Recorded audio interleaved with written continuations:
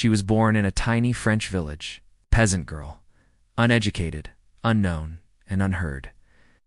By 19, she was leading armies, toppling empires, and changing the course of European history. By 20, she was burned alive at the stake. This is the story of Joan of Arc, the girl who claimed God spoke to her.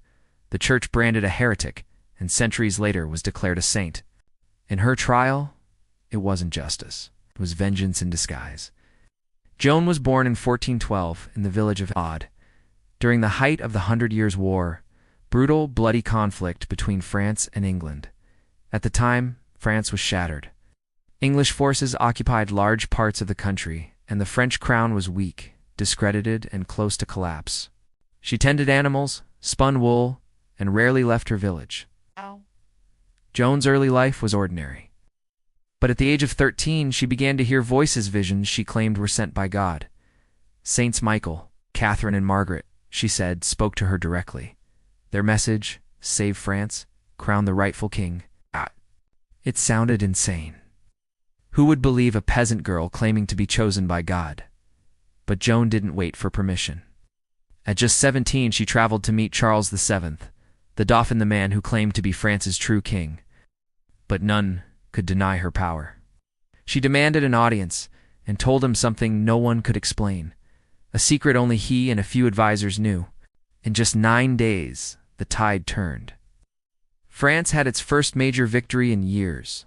Charles did nothing to save her. Something she couldn't have learned unless her voices were relore, unless she was an extraordinary manipulator. Charles, desperate for hope, gave her a chance, and Joan didn't disappoint. Wearing armor, riding a white horse, and carrying her own banner, she led the charge. At a city under English siege, she became a national symbol, the Maid.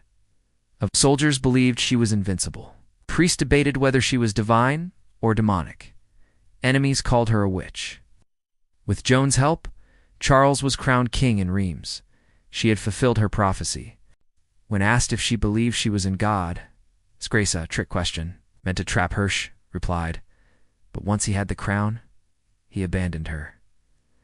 Joan continued to fight, but she was eventually captured by Burgundian forces, French allies of the English, and sold to the English for a ransom. The church put her on trial in 1431, not for war crimes, not for rebellion, but for heresy.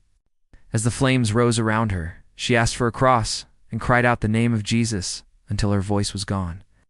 Because Joan said she spoke to God, and that made her dangerous. Her judges were English sympathizers. The trial was a farce.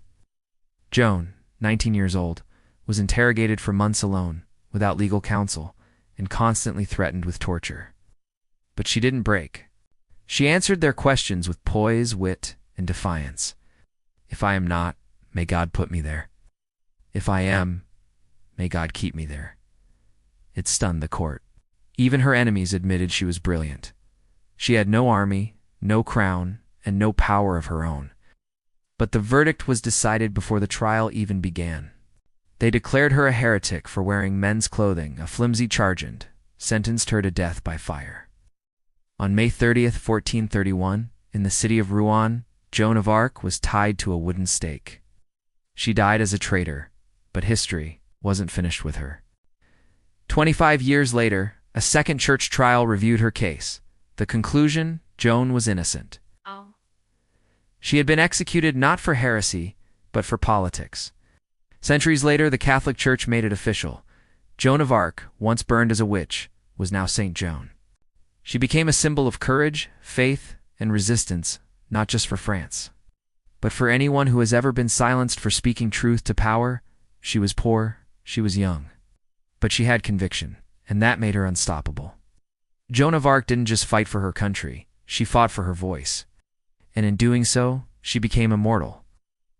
Like and subscribe for more.